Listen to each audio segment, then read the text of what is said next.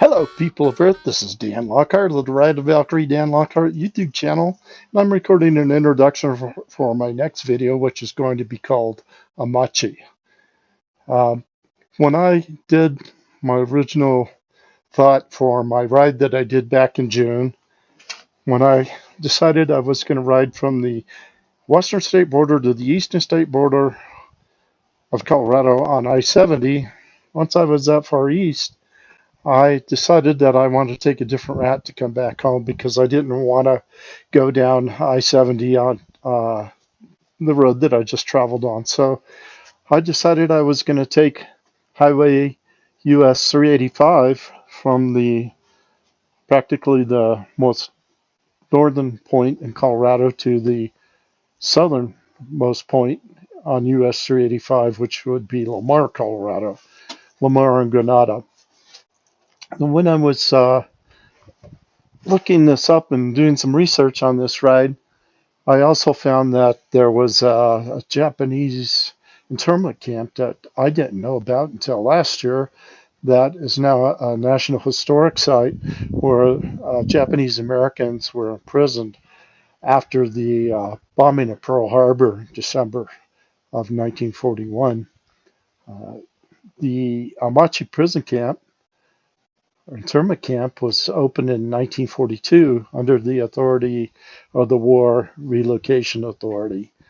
At its peak, Amache had 7,318 people that were imprisoned in this camp, and there was a lot of bad stuff that happened in World War II. I think this is a little bit of a shadow, a little bit of a stain on the United States to do this to Japanese American citizens. It was not the right thing to do, and I think history tells us that maybe we should have done things a little bit differently back then. But I could see why there's a great deal of suspicion because there was a Japanese person that was living in Waikiki that was sending back information about Pearl Harbor to the Japanese naval fleet. So how do you know who you can trust, who you can't trust? I don't know. It's just not the way that things should have been done. But when I was riding down US 385, I saw a sign in another small town that said that I could also go visit the Sand Creek Massacre site, which is a site where the U.S. Army went in and wiped out a bunch of Native Americans. The U.S. Army Colonel Covington was the person that led this attack. 270 Native Americans were massacred that day at Sand Creek. So I saw that sign. I thought after I went to Amache that I'd try to see if I couldn't find the Sand Creek site. So this is the introduction. I'm going to do both Amache and my experience of trying to get to the Sand Creek site.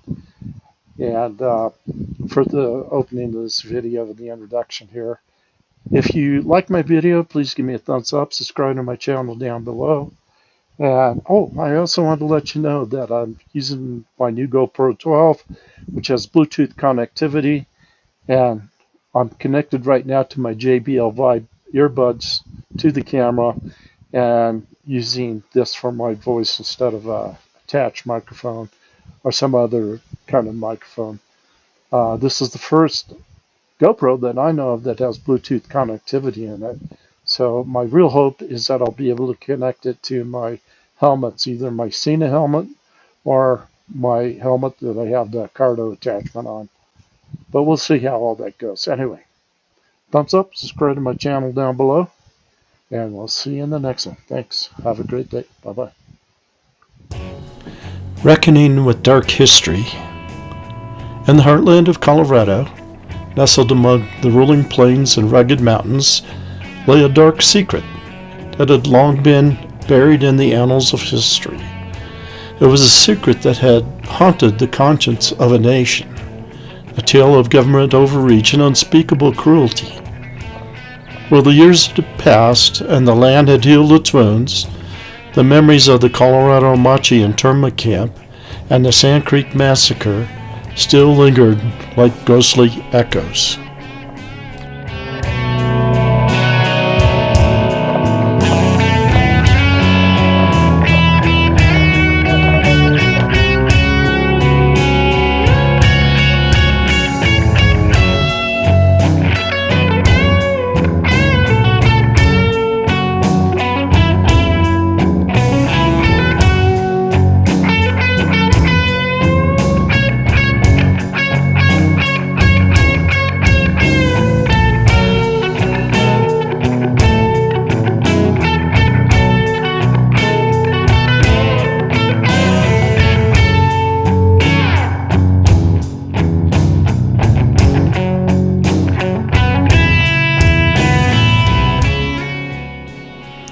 It was a warm summer's day in the year 1942 when the first Japanese Americans arrived at the Amache internment camp.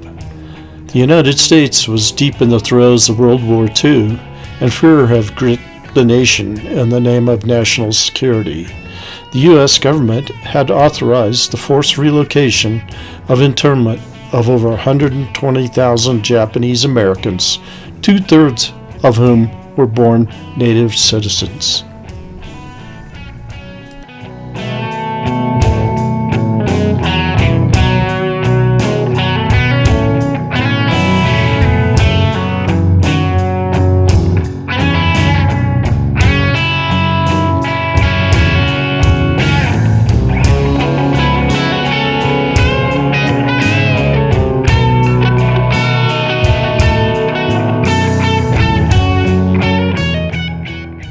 Amache was one of the 10 internment camps scattered across the country, and its desolate landscape was chosen to house thousands of innocent families. The government's actions were justified under the guise of protecting the nation from potential espionage, but it was a gross violation of civil liberties. Families were uprooted from their homes, stripped of their possessions, and confined to a life behind barbed wire fences.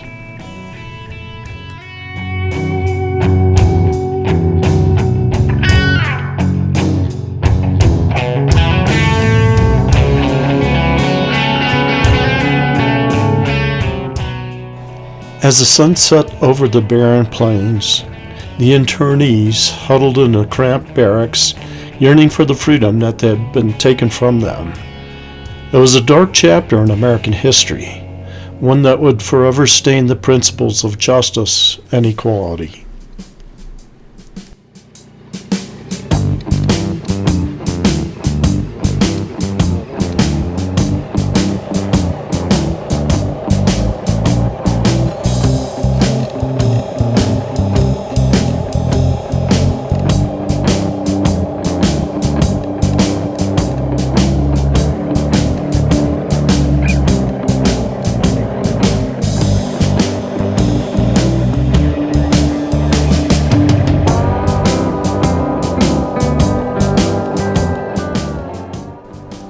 Decades before the internment camp's grim existence, another tragedy had unfolded in Colorado. In 1864, on the banks of Sand Creek, a small but peaceful Cheyenne and Arapaho encampment, lay Chief Black Kettle, who had sought peace with the U.S. government, had raised an American flag above his camp as a symbol of his willingness to coexist. However, that flag was no guarantee of safety.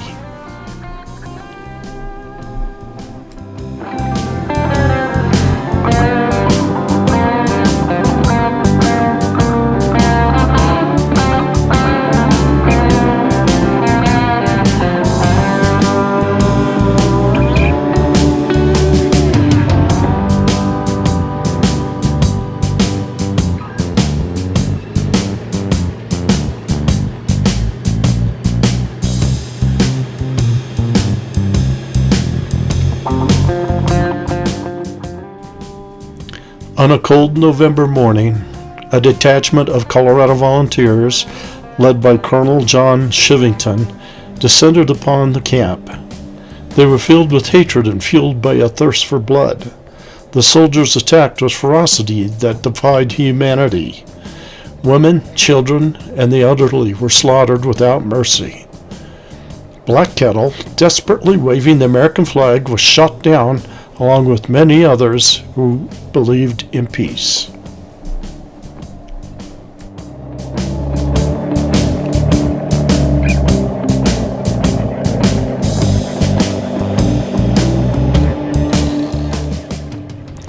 The Sand Creek Massacre was a gruesome testament to the depths of the government-sanctioned brutality. Over 200 Cheyenne and Arapaho people, most of them women and children, perished that day. Their cries for mercy went unanswered, their lives extinguished by those who should have protected them.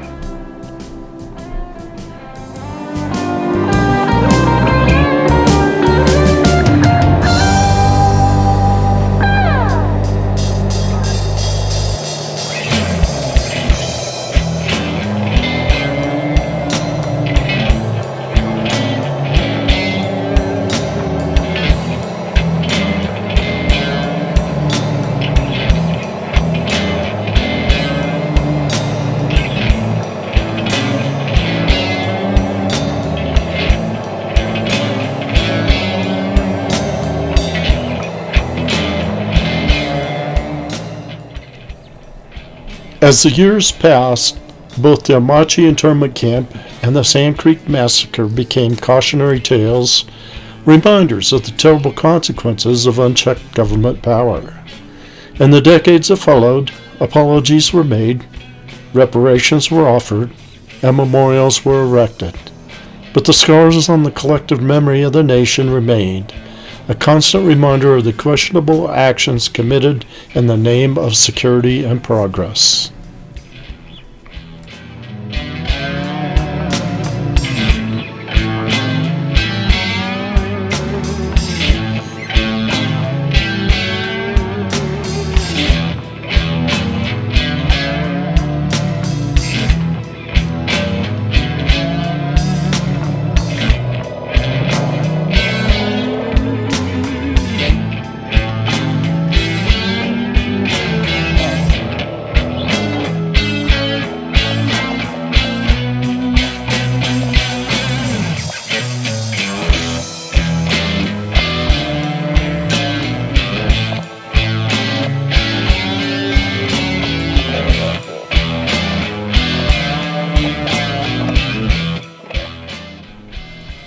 This building here is the only building that I was able to find on the ground. So at one time there was over 500 buildings on the Amache site, and now it's just down to a few. This was the only one, like I said, that I could find. This was a rec center building.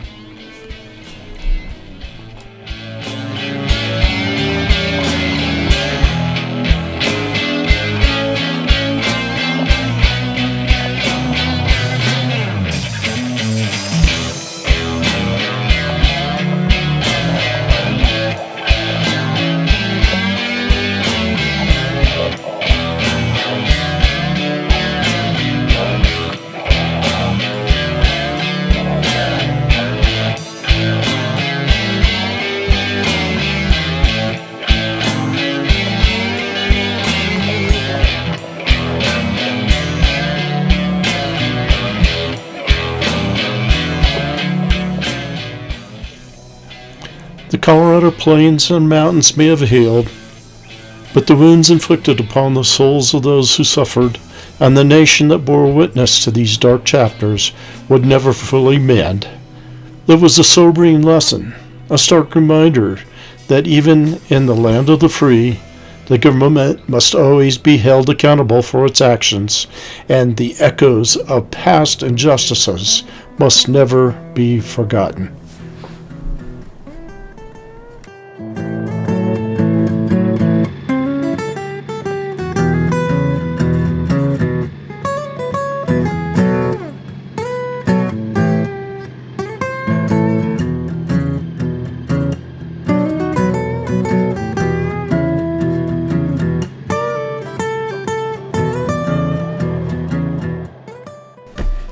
The Amache historic site has only been a historic site now for This is its second year. And so I didn't know what to expect when I went out there. Basically, it was prairie like this, and they had markers where the buildings used to exist. And then they had a little wraparound thing at the beginning with placards and stuff that talked about Amache. But yeah, I wasn't sure about my expectations when I first went out there. I suppose I expected to see more buildings than I did. So that was a little bit of a letdown, but still, you felt that presence.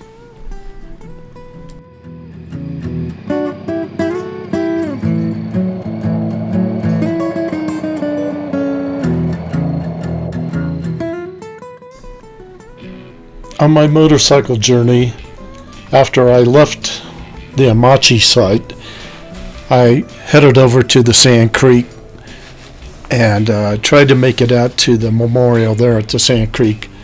But I didn't make it, and I'll tell you why. If you look at this video, you could see the road in certain areas where it looked fine on top, but about 2 inches below the surface was just slick, sloppy mud and almost near impossible to ride on. Well, when I left Amache, I don't know what I was thinking, but you could see the weather in this video where it was cloudy like this. Well, Colorado this year, for some odd reason, had a lot of rainfall.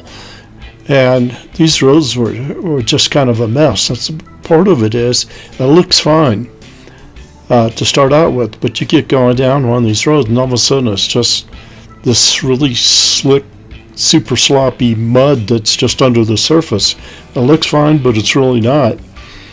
And when I got out to the Sand Creek Road, it started out like that, like the first half mile or so, everything looked no problem. And when I first entered the Sand Creek Road, it said that from there it was 10 miles to the memorial site. Well, like I said, I got about a quarter of a mile in, and the road just turned into the sloppy stuff that I could barely keep the bike upright.